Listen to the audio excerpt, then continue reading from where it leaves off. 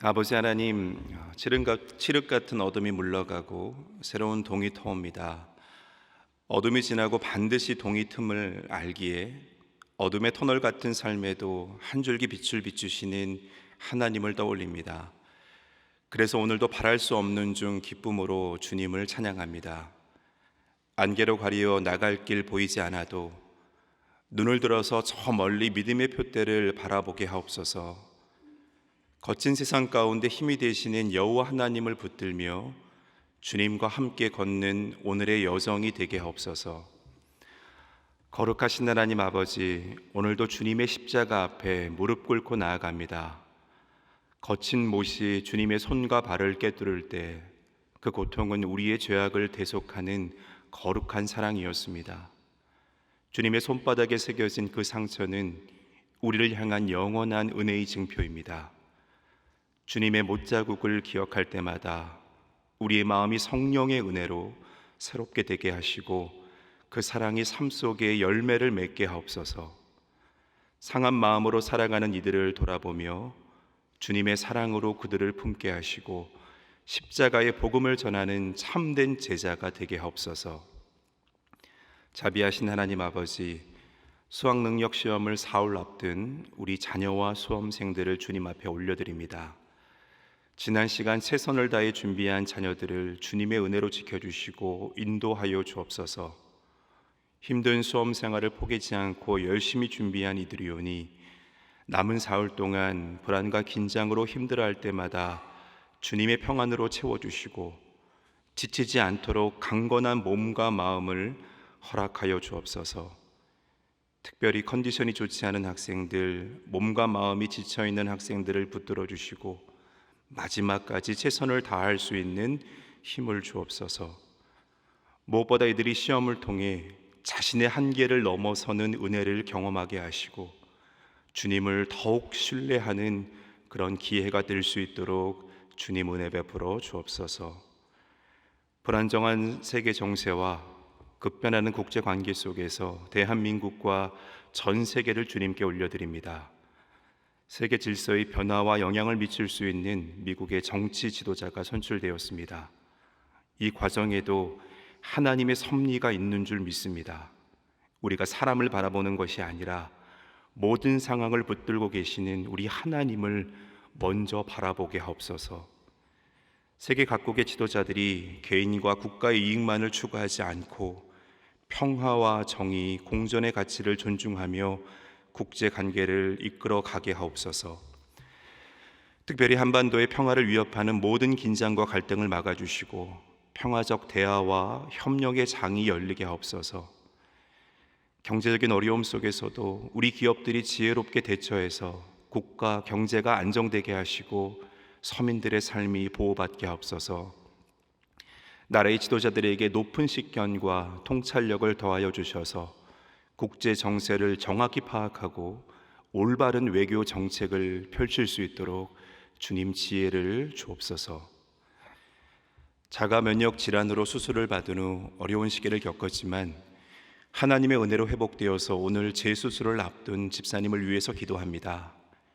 하나님께서 이번 수술 과정 가운데도 함께 하여 주시고 집사님의 몸과 마음을 눈동자처럼 보호하여 주시기를 간구합니다. 특별히 곁에서 간절한 마음으로 기도하는 아내 집사님의 마음을 위로하여 주시고 믿음 안에서 담대하게 승리할 수 있도록 은혜를 더하여 주옵소서. 갑작스럽게 췌장암 진단을 받고 고통 중에 있는 권사님을 위해서 기도합니다. 살아계신 하나님, 권사님을 붙들어 주시고 이 환난을 잘 견디게 하여 주옵소서. 하나님의 치유의 손길로 온전히 그 건강을 회복하셨으면 좋겠습니다. 하나님 국률하게 여기셔서 권사님을 붙들어 주시옵소서. 오늘 몸 안에 여러 가지 모욕을 제거하는 수술을 받는 권사님을 위하여 간절한 마음으로 기도합니다. 악성은 아니라고 하지만 약해진 체력 탓에 수술 자체가 부담인 상황입니다. 주님 모든 수술 과정 가운데 함께 하시고 집도위의 손을 붙들어 주셔서 온전하고 깨끗한 수술이 되게 하여 주옵소서. 온전해진 몸으로 주님을 위해서 그리고 맡겨진 성도들을 위해서 충성스럽게 사랑하고 섬기는 신앙의 본을 보일 수 있는 그러한 은혜를 덧입도록 하여 주옵소서. 오늘 자궁 선긍증과 근종으로 오랜 시간 고통을 받다가 수술을 받는 집사님을 위하여 간절한 마음으로 기도합니다. 비후성 심근증이 발견되어서 이 수술이 위험할 수 있다는 진단에 간절히 기도하오니 하나님께서 의료진의 손길을 붙드셔서 치료하는 손길로 사용하여 주옵소서. 주님 은혜 안에서 모든 나쁜 조직과 세포가 깨끗하게 제거되는 그런 안전한 수술이 될 수 있도록 주님 은혜 베풀어 주옵소서. 이제 살아있는 주님의 말씀 앞에 섭니다. 말씀이 육신이 되어 오신 예수님처럼 오늘도 이 말씀이 살아 역사하여 우리의 마음과 생각을 새롭게 하여 주시기를 기도합니다. 말씀이 우리 삶 가운데 열매를 맺어서 이웃에게 그리스도의 향기를 전할 수 있게 하시고 하나님 나라를 확장하는 도구로 우리 모두가 쓰임 받게 하옵소서. 이 시간 성령님께서 친히 가르치시고 깨닫게 하시며 말씀하여 주옵소서. 예수님의 이름으로 기도드립니다. 아멘. 오늘 하나님께 주신 말씀은 예레미야가 3장 19절에서 39절 말씀입니다. 예레미야가 3장 19절부터 39절까지 말씀입니다. 함께 말씀을 읽겠습니다. 내 고초와 재난 곧 쑥과 답즙을 기억하소서. 내 마음이 그것을 기억하고 내가 낙심이 되오나 이것을 내가 내 마음에 담아두었더니 그것이 오히려 나의 소망이 되었사옴은 여호와의 인자와 긍휼이 무궁하심으로 우리가 진멸되지 아니함이니이다. 이것들이 아침마다 새로우니 주의 성실하심이 크시도소이다. 내 심령에 이르기를 여호와는 나의 기업이시니 그러므로 내가 그를 바라리라 하도다. 기다리는 자들에게나 구하는 영혼들에게 여호와는 선하시도다. 사람이 여호와의 구원을 바라고 잠잠히 기다림이 좋도다.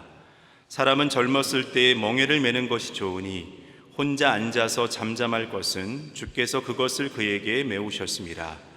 그대의 입을 땅의 티끌에 댈지어다. 혹시 소망이 있을지로다. 자기를 치는 자에게 뺨을 돌려대어 치욕으로 배불릴지어다. 이는 주께서 영원하도록 버리지 아니하실 것임이며 그가 비록 근심하게 하시나 그의 풍부한 인자하심에 따라 긍휼히 여기실 것임이라. 주께서 인생으로 고생하게 하시며 근심하게 하심은 본심이 아니시로다.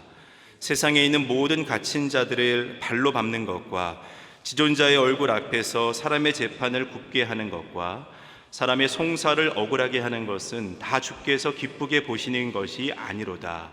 주의 명령이 아니면 누가 이것을 능히 말하며 이루게 할 수 있으랴. 화와 복이 지존자의 입으로부터 나오지 아니하느냐. 살아있는 사람은 자기 죄들 때문에 벌을 받나니 어찌 원망하랴. 아멘. 네, 우리는 예레미야 애가를 읽고 있습니다. 애가는 슬프다, 통곡의 의미를 담아서 부르는 노래입니다. 오늘 이 본문의 말씀을 읽으면서 이 선지자 예레미야의 이런 슬픔과 통곡이 깊이 느껴졌는데요. 한편으로는 애가가 단지 통곡과 슬픔이 아니라 간절한 이 사랑의 노래로 느껴졌습니다. 그 사랑의 대상은 이 못난 이스라엘을 포기치 않으시고 언약을 이루시는 신실하신 이 하나님입니다. 예레미야는 내가 지금 너무도 슬픕니다. 하지만 동시에 내가 하나님을 사랑합니다. 이렇게 노래하고 있다는 것입니다. 우리가 하나님께 나오는 과정이 그렇습니다. 우리가 하나님 앞에 기쁨으로 나와야 하는데 신실하지 못한 우리는 기쁨보다는 슬픔과 통곡이 앞설 때가 있습니다. 죄를 짓고서 하나님의 낯을 피해서 숨었던 그 아담과 하와처럼 하나님의 빛 앞에 우리의 죄악과 우리의 어둠이 드러날까 봐 때로는 우리가 두려워합니다. 신실하지 못한 우리 스스로를 생각하면서 우리가 슬퍼하고 통곡하기도 합니다. 그러나 여러분, 이 슬픔과 통곡의 자리는 신실하신 하나님을 애끓는 심정으로 찾는 그러한 자리입니다. 하나님, 이 연약한 자를 긍휼히 여겨 주옵소서. 하나님, 언약을 기억하셔서 신실하지 못한 우리를 불쌍히 여기시고 회복시켜 주옵소서. 우리가 하나님을 간절히 찾으면서 하나님의 이 사랑을 갈망하는 그런 자리라는 것입니다. 오늘 우리가 드리는 이 예배와 이 기도는 하나님께 우리가 이 애가를 부르는 그런 시간입니다. 우리의 신실하지 못함을 마음 다하여 통회하고 슬퍼하는 그런 시간입니다. 그러나 하나님의 이 신실하심에 기대서 우리가 하나님을 찾는 그런 시간입니다. 우리를 찾으시고 우리를 지키시고 우리를 회복하길 원하는 이 하나님의 사랑을 갈망하며 우리가 찬양하는 그런 시간입니다. 찬송가 393장은 오 신실하신 주를 노래를 하고 있습니다. 393장 1절의 가사는 이래요. 오 신실하신 주 내 아버지여 늘 함께 계시니 두려움 없네. 그 사랑 변치 않고 날 지키시네. 언제나 오늘이 한결같네. 오 신실하신 주, 오 신실하신 주 날마다 자비를 베푸시며 일용할 모든 것 내려주시니 오 신실하신 주 나의 구주라고 찬양합니다. 여러분, 이 찬송은 에레미야 애가 3장 23절 오늘 본문에 있는 말씀을 토대로 지어졌다라고 말합니다. 23절의 말씀은 이것들이 아침마다 새로우니 주의 성실하심이 크도소이다 라고 고백을 하고 있습니다. 여러분, 이 딱 한 구절만 보면 아주 평온한 상황에서 에레미야가 고백하고 있는 것처럼 우리가 느낄 수 있습니다. 하지만 그렇지 않습니다. 이스라엘에게 가장 끔찍한 순간에 에레미야가 이 고백을 하고 있습니다. 이스라엘이 죄에 대한 하나님의 심판으로 그 예루살렘은 폐허가 되었습니다. 젊은이들은 다 사로잡혀서 끌려갔습니다. 많은 아이들이 죽었고 절망한 어미들의 흐느낌이 가득했습니다.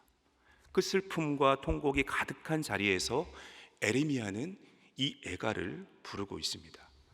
그 애가는 이것들이 아침마다 새로우니 하나님의 신실하심이 영원히 크시다 라는 그런 찬송이었습니다.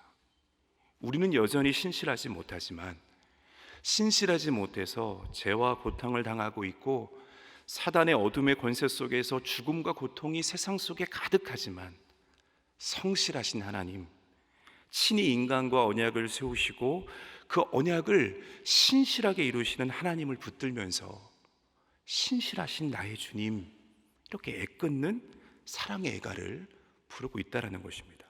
오늘 이 시간이 저와 여러분들이 이 말씀에, 이 애가의 말씀 한 절 한 절을 읽어 내려갈 때에 신실하신 하나님께 드리는 우리의 이 통곡과 또 우리의 사랑의 애가로 이 시간 우리의 믿음을 하나님께 드릴 수 있었으면 좋겠습니다. 에레미야는 오늘 본문의 19절에서 내가 지금 처해 있는 고통, 이 고통을 기억해 달라라고 호소합니다. 그리고 20절에 내가 지금 낙심이 되지만 이러한 나를 하나님께서 기억해 주실 것이다. 또 21절의 말씀에 내 마음에 이것을 계속 담아두었더니 이것이 오히려 나에게 소망이 되었다라고 그렇게 고백하고 있습니다. 여기서 이 기억해 달라라는 말은요, 나의 처지를 봐달라라는 그런 말이기도 하지만 한편으로는 하나님께서 고통 속에 있는 나를 구원하신다는 것을 내가 기억한다라는 그런 말이기도 합니다. 하나님은 이스라엘이 이집트에서 고통을 당할 때 이들의 탄식과 부르짖음을 하나님께서 들으셨습니다. 출애굽기 2장 24절에서 25절 말씀에 보면 하나님이 그들의 고통 소리를 들으시고 하나님이 아브라함과 이삭과 야곱에게 세운 그의 언약을 기억하사 하나님이 이스라엘 자손을 돌보셨고 하나님이 그들을 기억하셨더라 라고 말씀하고 있습니다. 하나님을 향한 저와 여러분들의 이러한 부르짖음은 그래서 허공 속에 메아리가 절대 아닙니다. 우리와 언약을 세우시고 신실하게 그 언약을 지키시는 하나님을 우리가 기억한다 라는 그런 믿음의 호소입니다. 하나님께서 우리의 그 부르짖음, 우리의 소리를 들으시고 기억하신다 라고 말씀하셨습니다. 시편 42편 5절의 말씀에는 깊은 좌절과 낙심 속에서도 그 소망을 여호와께 두라 라는 시편 기자의 부르짖음이 있습니다. 내 영혼아, 내가 어찌하여 낙심하며 어찌하여 내 속에서 불안해하는가? 너는 하나님께 소망을 두라. 그가 나타나 도우심으로 말미암아 내가 여전히 찬송하리로다. 라는 42편 5절의 시편 기자의 고백입니다. 이 고백은 오늘 본문의 24절의 말씀, 예레미야의 고백, 이 고백이 이 시편 기자의 고백과 동일합니다. 24절의 말씀에 예레미야가 말하죠. 내 심령에 이르기를 여호와는 나의 기업이시다.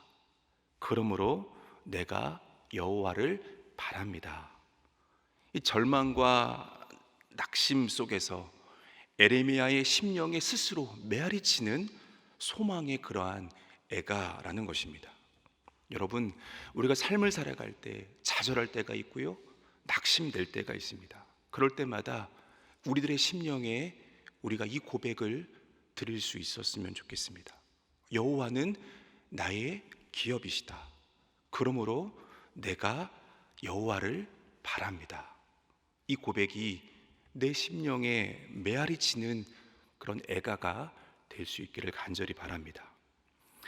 25절 말씀에서 39절은 이 신실하신 하나님을 향한 믿음과 소망을 가진 예레미야가요, 이 여호와의 형벌로 신음하며 절망에 있는 이 동족들을 향하여 중보자로서의 권면을 주고 있습니다. 첫 번째 권면은 기다려야 한다라는 것입니다.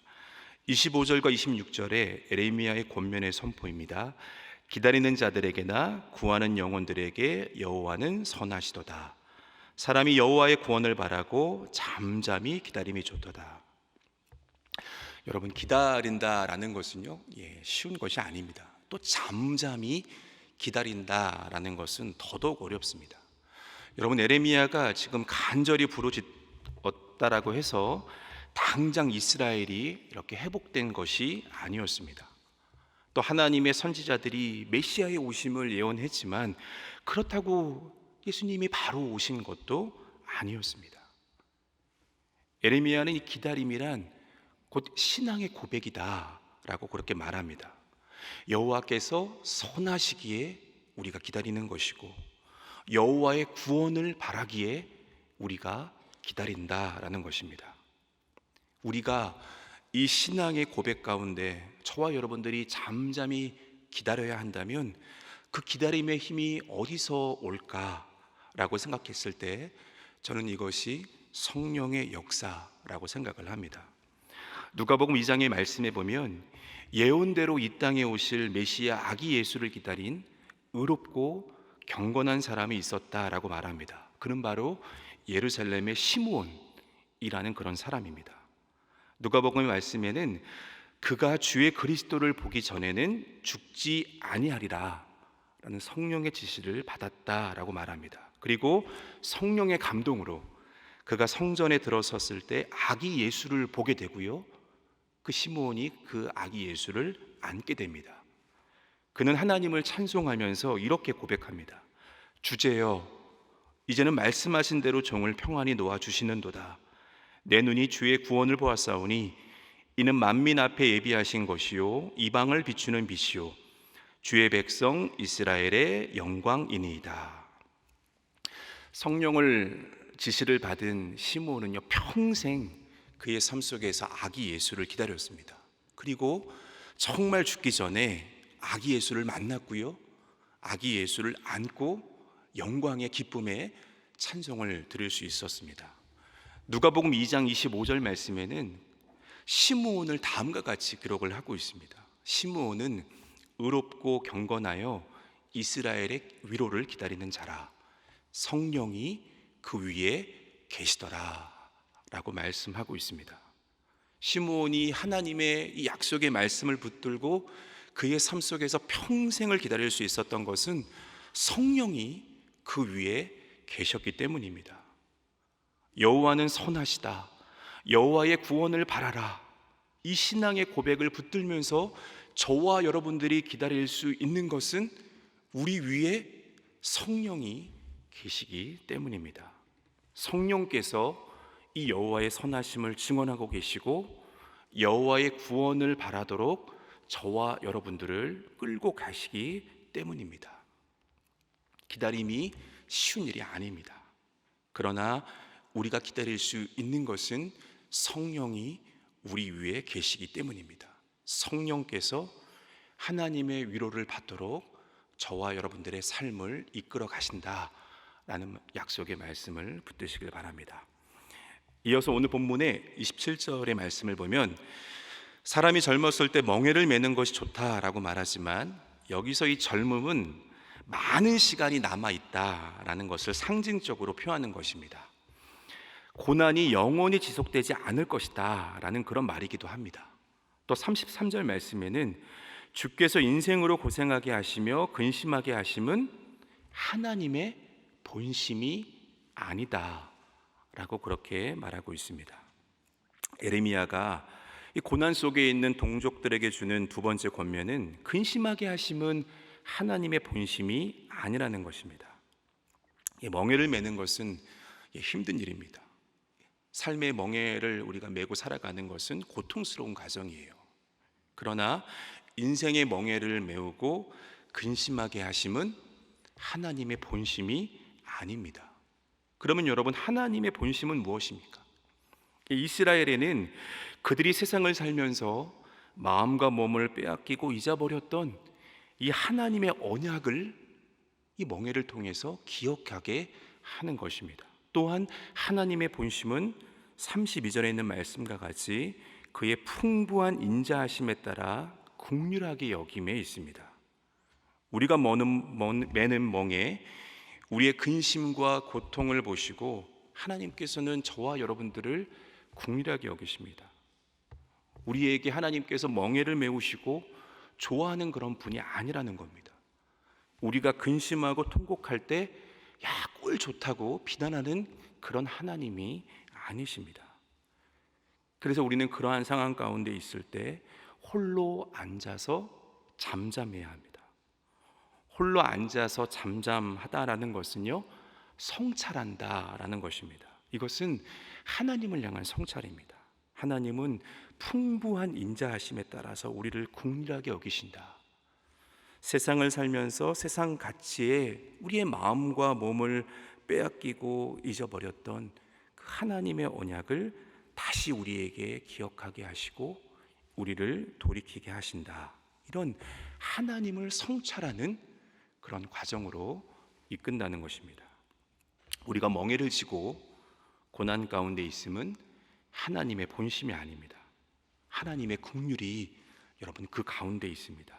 기억하길 원하고 돌아오기를 원하는 하나님의 사랑, 그것이 하나님의 본심이다 라고 에레미야가 말하고 있습니다.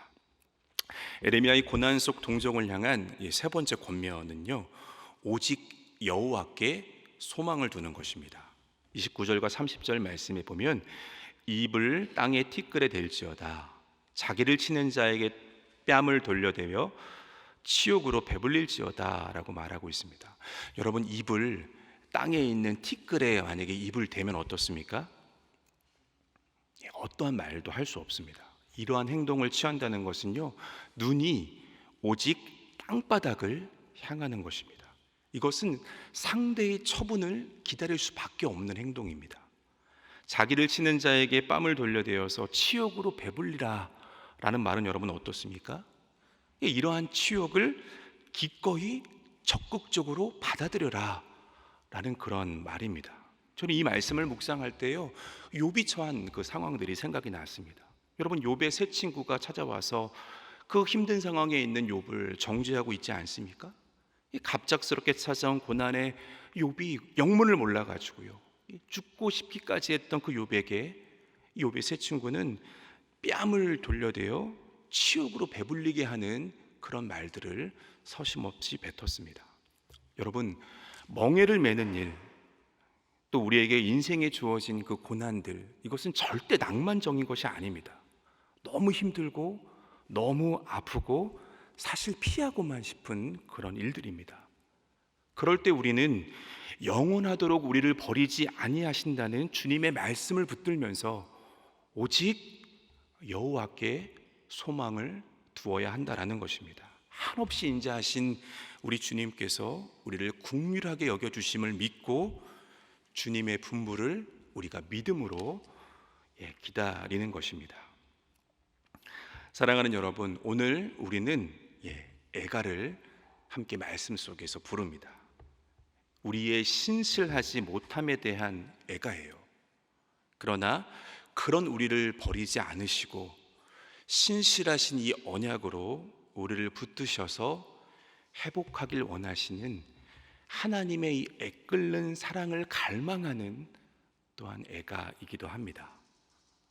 여호와의 선하심을 의지하여 저와 여러분들이 기다리고 이 하나님의 본심을 알고 오직 여호와 하나님께 오늘도 우리의 소망을 온전히 둘 수 있는 그런 믿음 안에서 우리의 애가를 하나님께 기쁨과 감사와 소망을 담아 올려드릴 수 있는 저와 여러분들의 믿음의 오늘의 삶이 되기를 간절히 소망합니다.